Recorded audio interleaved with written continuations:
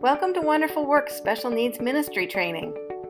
Today we're going to take a look at sensory overload. We're going to learn what it is and how we can help those who are experiencing it. Thanks for joining us. Have you ever had a student who is shutting down or acting out and you didn't know why? Sometimes it can be difficult to figure out why some kids have a hard time at church. After all, children's church is a fun place. It's made for kids. With its bright lights, loud music, games, and play, shouldn't all the kids be having fun? Why do some students seem to have such a hard time? Could it be that these students aren't experiencing the environment the same way everyone else is? Sensory processing disorder is a condition in which the brain has trouble receiving and responding to information that comes through the senses, which can result in an individual being oversensitive or undersensitive to their environment. Anyone can have sensory processing issues. However, it is commonly seen in individuals who have developmental disabilities and those who are on the autism spectrum. So what do you think this feels like? I'm going to ask you to take a moment and imagine with me. Okay, so here you are. You've got your favorite cable knit sweater on and you're getting ready to relax and jam out to some of your favorite tunes.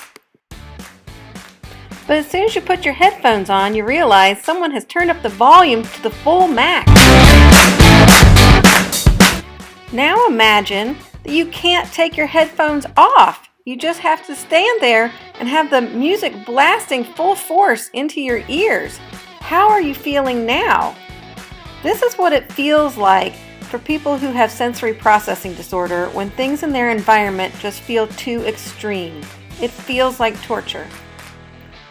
And one more thing you need to consider is a lot of people who have struggled with their senses are on the autism spectrum, and some of them have communication issues. So now imagine that you can't take your headphones off and the music is blaring into your ears and everyone else around you is having fun and you can't tell them that you need help. Now ask yourself, how would I feel?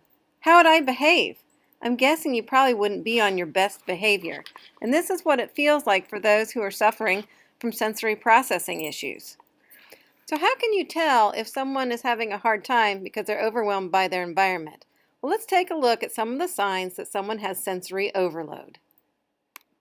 Signs include covering ears, closing their eyes, holding their head, crying, shutting down, running away, sometimes even unprovoked aggression.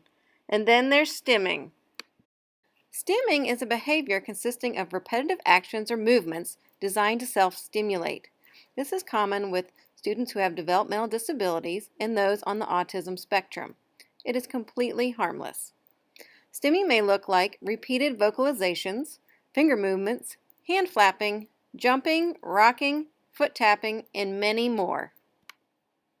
If you suspect a student is overwhelmed, the best thing you can do is take them to a calmer environment. And if you can't do that, then make the environment calmer for them. You can do this by offering noise-canceling headphones. Turn down the volume and dim the lights. Remove air fresheners, scented candles, or other fragrances. You can even offer a weighted item, like a weighted blanket or weighted stuffed animal. These help people reset their sensory systems and are very effective. And above all else, always respect the individual's personal space. You may be surprised at the difference just changing the environment can make on helping someone feel better. Now, as you go on through your week, I have a challenge for you. Spend some time intentionally noticing the sights, sounds, smells, and textures all around you. Think about if any of these could feel overwhelming to others, and if it did, what would you do? Thank you for joining us today. We hope this lesson has given you a better understanding of what sensory overload feels like and what you can do to make your children's ministry fun and engaging for everyone.